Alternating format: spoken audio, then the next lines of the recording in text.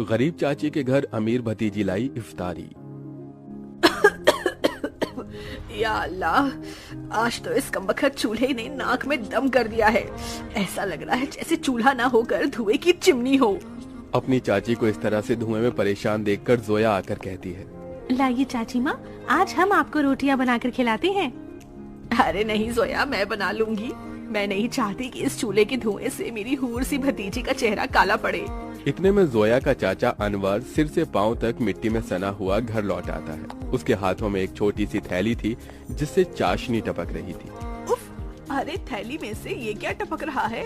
अरे माफ करना बेगम, मैं तो भूल गया था। मैं जोया बिटिया के लिए उसके मनपसंद की रस भरी इमरती लाया हूँ। इमरती का नाम सुनते ही 24 साल की जोया किसी बच्चे की तरह उतावली जताते हुए बोली, क्या सचमुच चाचा जान आप मेरी मनपसंद की इमरती लाए हैं? मेरे मुंह में तो पानी आने वाला था, मगर मैंने किसी तरह खुद को रोक लिया। हम सब साथ में इसे इफ्तार में खाएंगे। अरे नहीं बिटिया, मैं जरा सी ही इमरती लाया हूँ, तू खा ले। मुझे और तेरी चाची को मीठे से खास मोहब्बत नहीं है ना बेगम? जी बेशक। असल में इमरती खाने का मरियम और अनवर का भी बड़ा मन था, मगर दोनों अपना मन मार लेते हैं। बचपन की दुर्घटना में जोया के माता पिता स्वर्ग से धार गई, जिसके बाद से जोया के चाचा चाची ने उसे अपनी बेटी की तरह पाला पोसा। उसके प्यार में कोई कमी न हो, इसलिए दोनों ने खुद की अपनी औलाद भी नहीं की। अनवर की माली हालत कुछ ज्यादा खास अच्छी नहीं थी। बस उसके पुश्तों का छोड़ा गया सालों पुराना एक कमरे का कच्चा घर और खेती करने के लिए जमीन का एक छोटा सा हिस्सा, जिस पर थोड़ी बहुत खेती करके जैसे तैसे 2 वक्त की रोटी का गुजारा चल रहा था। या खुदा, कढ़ाई में जरा सी सब्जी है।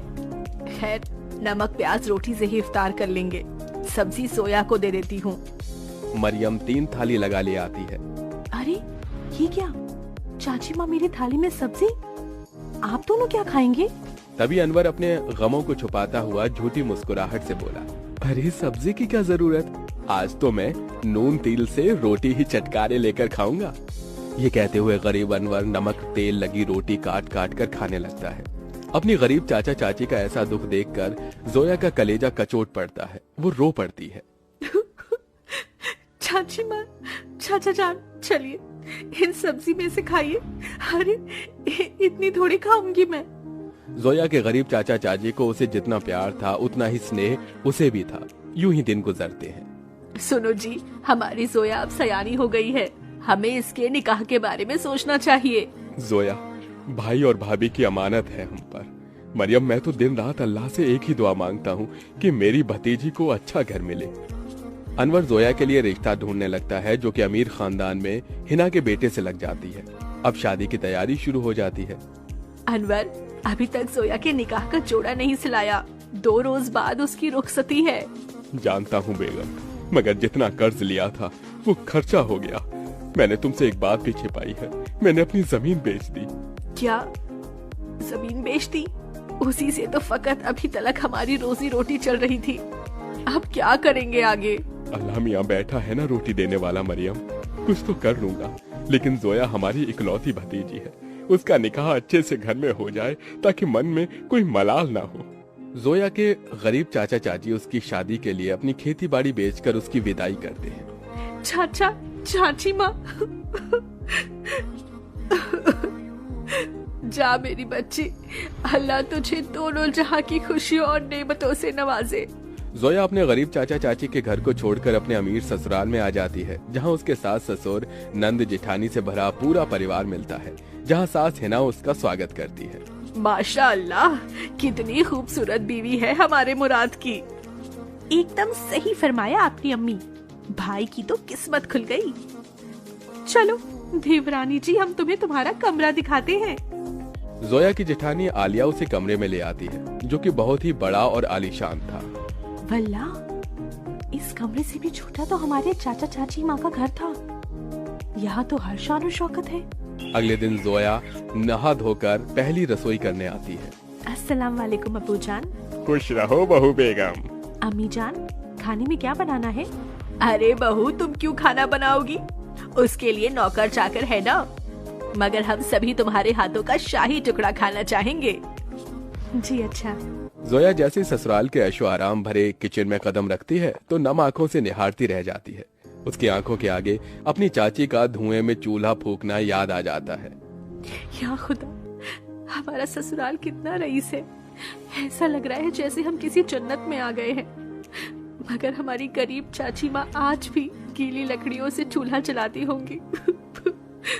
आंखों ही आंखों में जोया का उसके ससुराल में 1 साल गुजर जाता है और रमजान का महीना शुरू हो जाता है, जहां वो अपने अमीर ससुराल वालों के साथ दावतों भरी दस्तरखान पर बहुत कुछ खाती है, तो वहीं उसके गरीब चाचा चाची की हालत गरीब बदहाली में कट रही थी। अरे क्या हुआ मरियम बेगम, अभी तक खाना नहीं लाई? मैं वजू करके कब का बैठा हुआ हूँ। जी लाई। मरियम कुछ रोटियां रखकर नमक मिर्च के साथ लाती है। जी बस यही है खाने में, रूखा सूखा है खाने में। जाने अल्लाह हमारे दिन कब बदलेगा।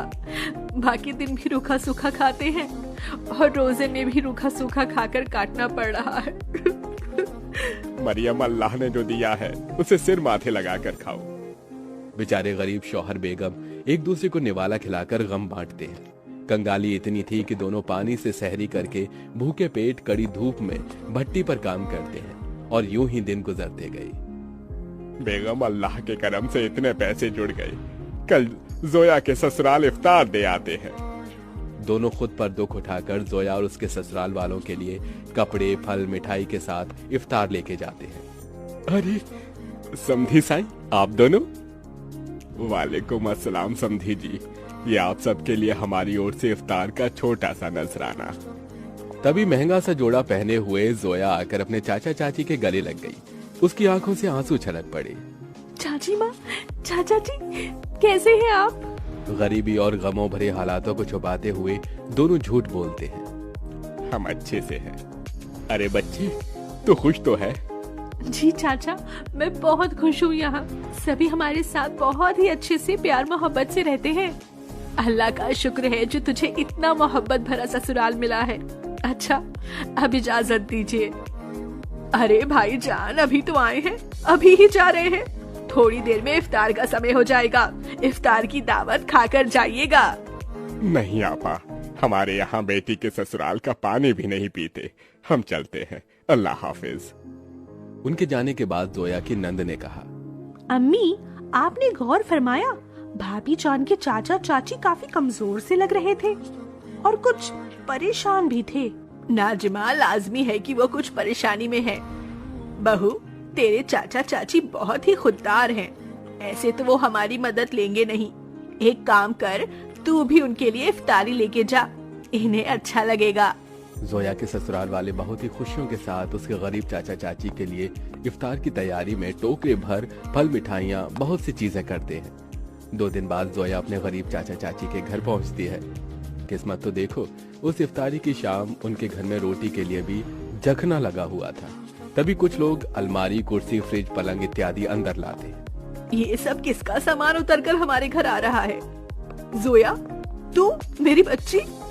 अस्सलाम वालेकुम चाची माँ, क्या बात है? इफ्तार का समय हो गया और आप दोनों ऐसे बैठे हैं? हम इफ्तार करने ही जा रहे थे।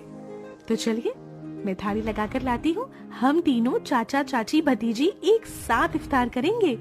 जोया जैसे ही चूल्हे के पास जाकर देखती है तो सारे बर्तन खाली पड़े होते हैं। ये देखकर उसकी आंखों से आंसू गिरने लगते हैं। चाचा चाची, इस घर से मेरी रुखसती क्या हुई? आप दोनों ने मुझे इतना पराया कर दिया कि ये तक भी ना बताया कि आप दोनों किन हालातों से गुजर रहे हैं। मेरी बच्ची, इस घर में क्या तूने कम गमज़ादगी उठाई थी? चाचा चाची माँ, आप दोनों ने भी तो मेरे लिए कितनी कुर्बानी दी, कितनी मेहनत मशक्कत की और मुझे शहजादी जैसा पाला पोसा। अब मेरी बारी है। इसके बाद जोया खुद अपने हाथों से इफ्तार में बहुत कुछ बनाती है। इफ्तार की दावत देखकर उसके चाचा चाची पेट भरकर खाते हैं। आज एक अरसे बाद ऐसी इफ्तारी नसीब हुई है, वरना तो सालों से गरीबी में रूखे सूखे से रमजान के रोजे कट रहे थे। मैं यहाँ आप दोनों को सिर्फ इफ्तार देने नहीं आई, बल्कि ईद पर आपको मेरे यहाँ आना है और ये अम्मी अब्बू का हुक्म है। हम आएंगे बिटिया, जरूर आएंगे। जोया के गरीब चाचा चाची ईद के दिन उसके घर आते हैं, जहाँ उनका खूब स्वागत होता है और सभी साथ मिलजुल कर ईद मनाते हैं।